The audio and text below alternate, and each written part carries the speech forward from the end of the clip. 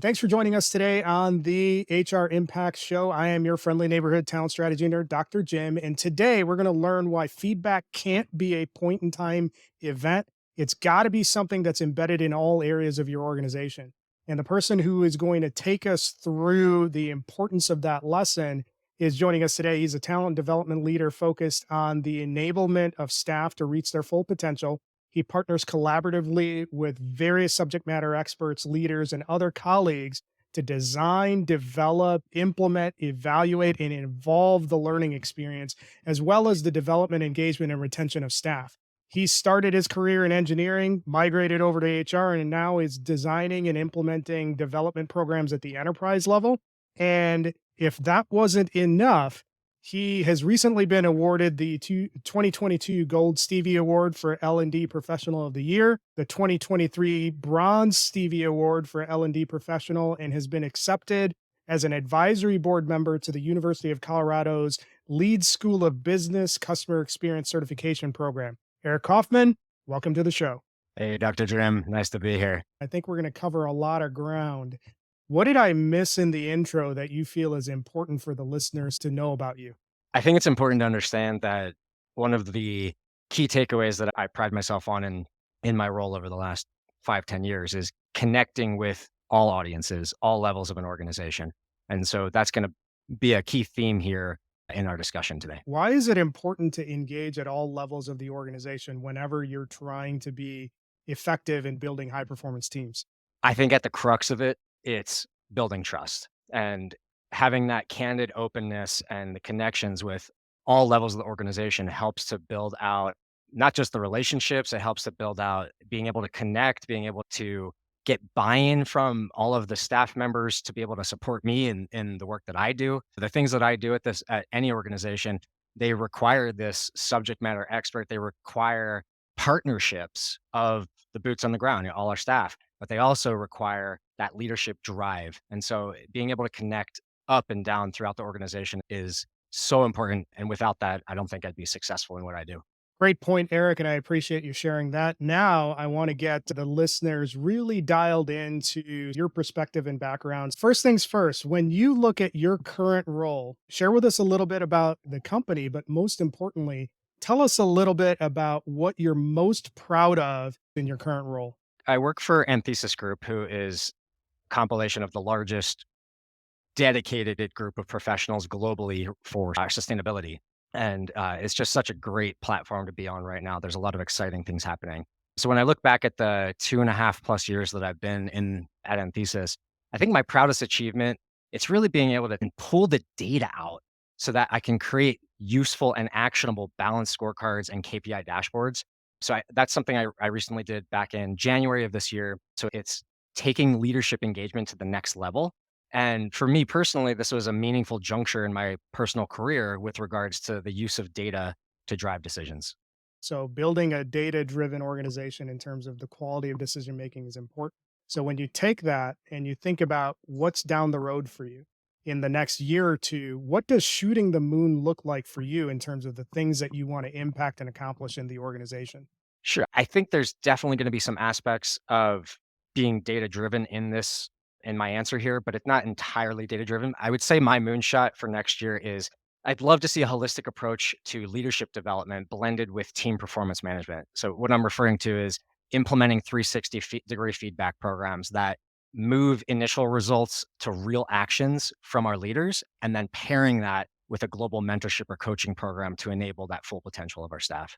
I really like the answer that you said there because it points to one of the gaps that we've heard from other senior people leaders across a number of organizations is that, hey, we have all of this data, we can build sort of models of what we need to do, but then how do we bring that to life and make it real and make progress towards the goals that we're achieving? Yeah. So I like that integration of both not only understanding what is going on, but how do you impact it going forward? When you think about your current role at Anthesis, what's the most fun aspect of the role? This is an easy answer. It has to be working with all these amazing, smart, and talented colleagues on some very interesting talent development projects. To me, it's just so exciting to get to partner with them and hear their stories and then ultimately receive the feedback from them. You're working in a really, it sounds like mission driven organization. and you have a great pool of peers and talent that are highly capable. So when you think about building a high performance team and you look through your career at all the things that you've experienced, what's that game changing realization that really unlocked your ability and your understanding of how you build high performance teams? You really can't have high performing teams without building trust. And one of the easiest ways that I've found to build trust and throughout various roles that I've held is one, to be transparent, and two, is to continuously, ongoing ask for feedback and use that in everything that we do. I feel this is so important because when you're thinking about how to develop a high performing team and you're trying to prioritize what you work on, you have to be able to trust each other to be honest and open and tell each other what's working versus what's not working. And that's where the feedback loop comes into play. I've seen this play out in literally everything that I do, from anywhere from employee engagement surveys to post training surveys to developing a new career journey framework. It all starts with having the trust and continuously asking for the feedback.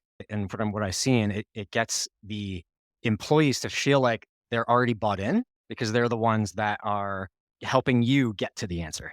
There's a lot of different directions that we can go with that conversation, but I'm going to pull on two of the major threads that you just hinted at. One was trust, and the other one was ongoing communication as a habit that you build.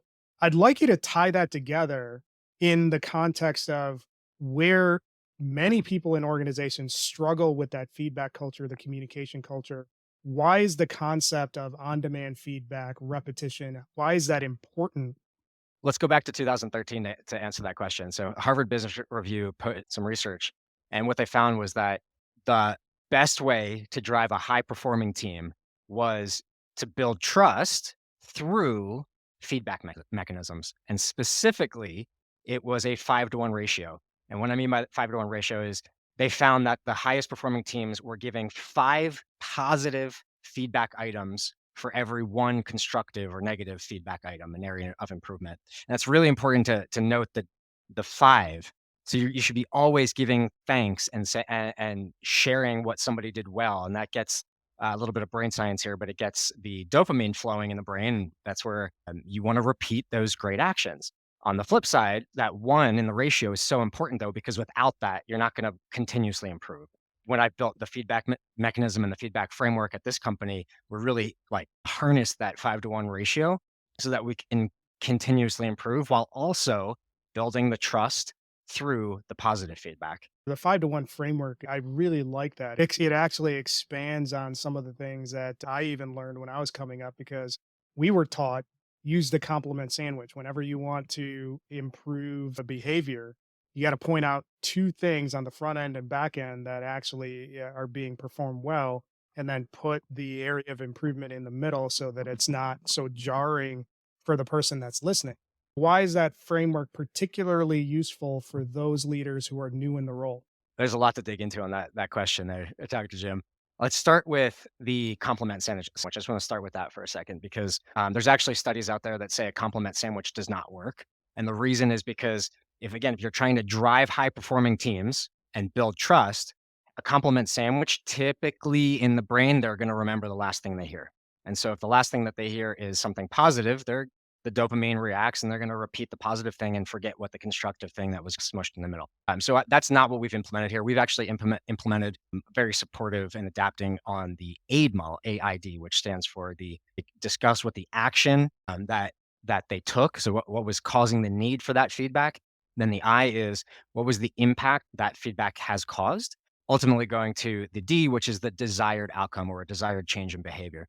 And so one of the other thing that's great with that model of feedback is that it removes bias, at least as best as you can. There's always going to be some opinion in feedback, but when we use that aid model, it's really going to help to remove the feedback, remove the bias, remove the opinion, focus on the facts, and then give meaningful feedback and meaningful coaching next steps as part of that last part of the aid model. And now from the new leader or new manager perspective, that 5-to-1 ratio obviously comes into play quite substantially. And the way that I perceive this, and I think my view is that the five, again, the positive side of that feedback is so important for someone new to a leadership position or new to a line level management position because maybe have not yet built the trust with their team members. They're coming in, they're just this new person jumping into the scene trying to potentially shake things up or depending on how they view it, but they've got to give the positive feedback, build the trust first while also layering in some of that constructive feedback, finding new ways to do things, improving the areas that are priority to them and to the business. And I think maybe one last piece that I'll add to this is in alignment with the 5-to-1 ratio, but more generally speaking, it's related to just the way that we deliver feedback as managers. And it's one thing to be very open and candid, but you might not be able to get there yet if you haven't built the trust yet. So it might be one of those slow progressions where you start off giving the more positive feedback, building the relationship, and then any constructive feedback that you give is extremely factual. You showcase exactly some examples of what someone had done in a project or a deliverable. Maybe it's behavior and communication styles.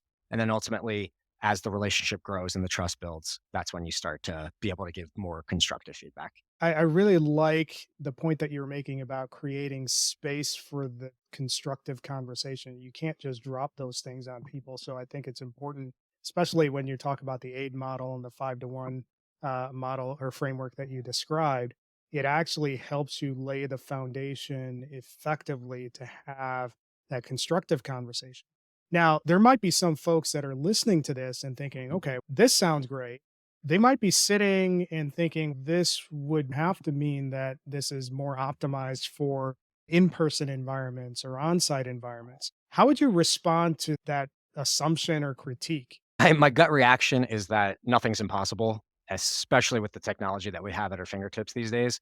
And so, my first piece of advice to this remote centric type of approach to feedback and building trust is use the technology that you have available at your business. And if you don't have enough or the best technology available, build a business case. There's so many things out there. You just do a quick search on the internet and you'll be able to find a plethora of options to help drive feedback culture, to help drive and build trust, but ultimately making things more efficient for you and for the broader team. So taking that now forward, when I think about the fact that I have been in a remote centric organization for 2.5 years, I find that it's really important to build automations as best as you can.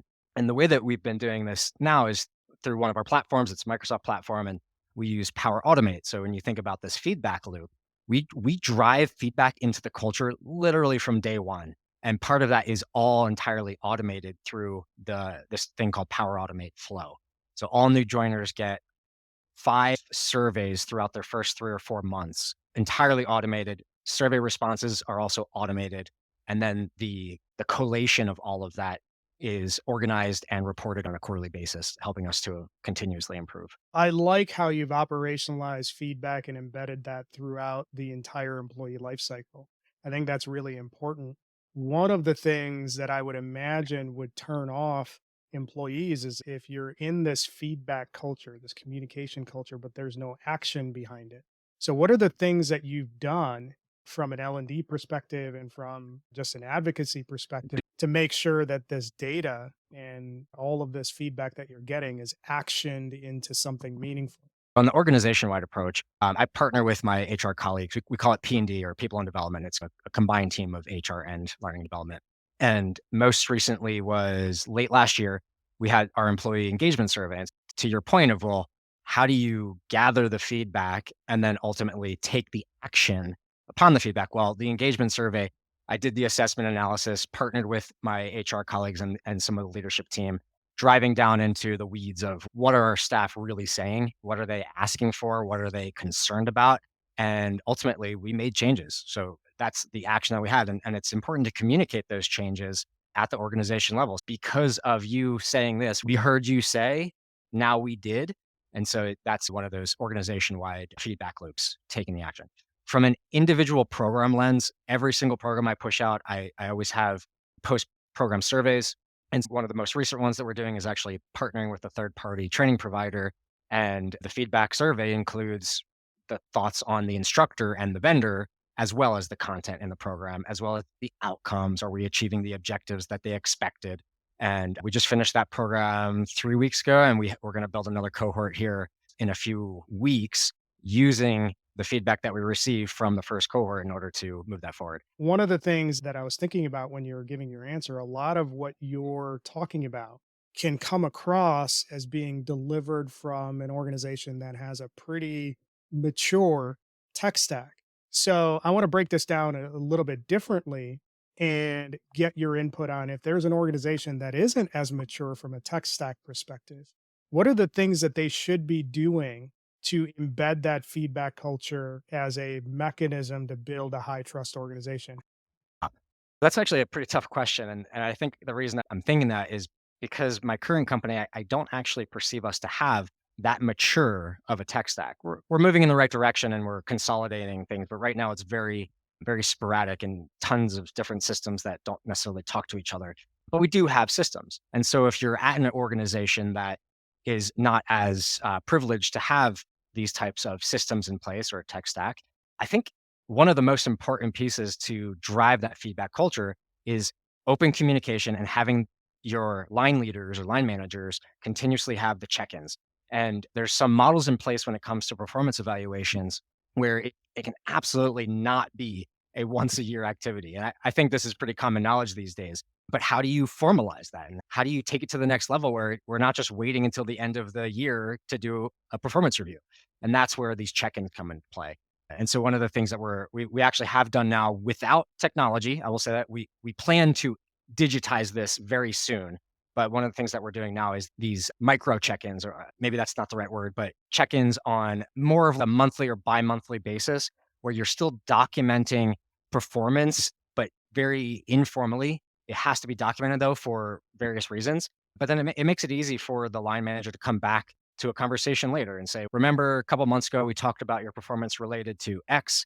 Let's talk about how you're doing since then and where you can continue to improve. If you don't have the technology, you have to keep ongoing conversations as often and frequent as possible in order to just keep the flow of information going and keep the building of trust again by being transparent, open, and candid. Really great conversation so far, Eric. And before we wind things down, I want to get a little clarity on a couple of things.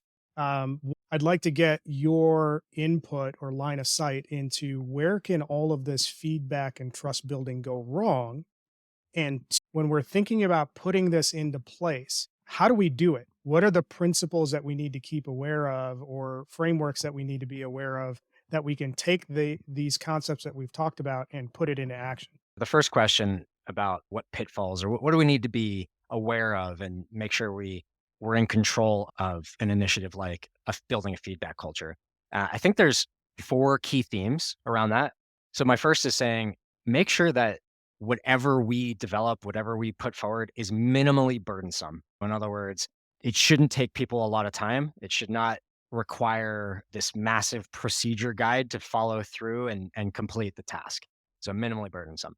The next is timely. And when I say timely, it's actually dual-fold here. So timely in the sense that you're putting the initiative and you're getting some momentum going at the right point in time for the business as the business is going, making sure you're not overlapping with too many other initiatives. And timely to the point of when the employee can actually take the action related to the initiative. So for the feedback culture, we ask our team members to ask for feedback amongst their colleagues at a minimum every month to 2 months, but that's a minimum. Again, not necessarily best practice, but we put some guardrails in place and some recommendations so that they can follow along in the guidance, but also they have that autonomy to make their own discretionary decision on when they can ask for feedback.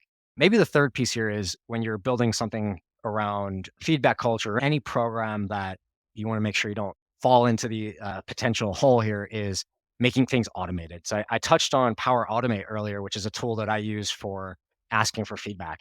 And that has been such an amazing piece to the puzzle here, where it's something that it's hands off, does what I need to do, and it communicates to other people on my behalf. And it actually looks like it comes from me.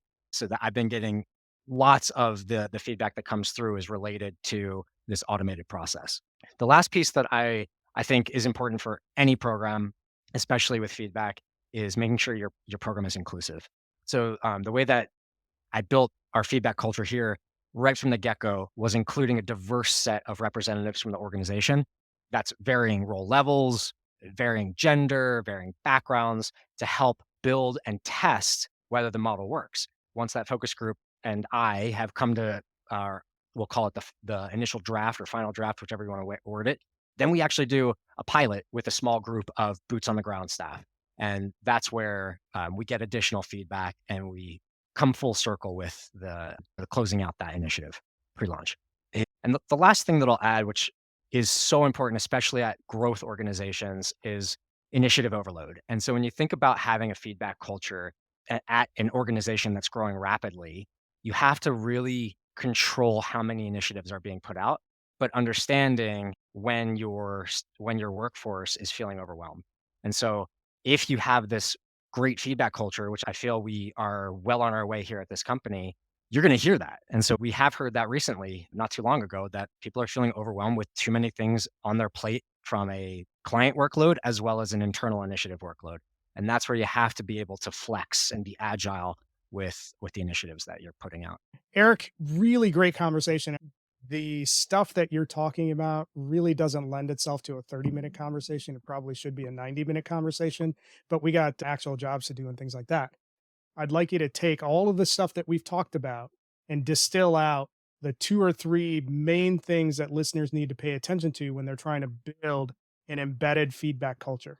Number one, don't do too much. And actually, there's a phrase I like to use. I'm sure everyone has heard this phrase before: progress over perfection. And so, even with a feedback culture, if you can just get one part of that moving forward, it's going to start to build the trust and the transparency right away. So you can be on your way towards that feedback culture.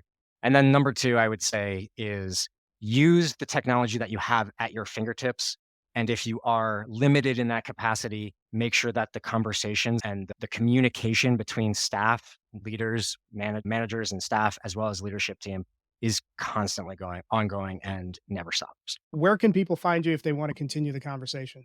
The best place to find me is through LinkedIn. I might be one of the only Eric Kaufmans spelled this way, so it should be easy to find me. Thanks for hanging out and spending some time with us. When I think about the conversation that we had, there's a few things that stood out to me that I think it's worth repeating. I think one of the things that I found really valuable about the conversation was how you talked about setting the tone early in terms of building that feedback culture.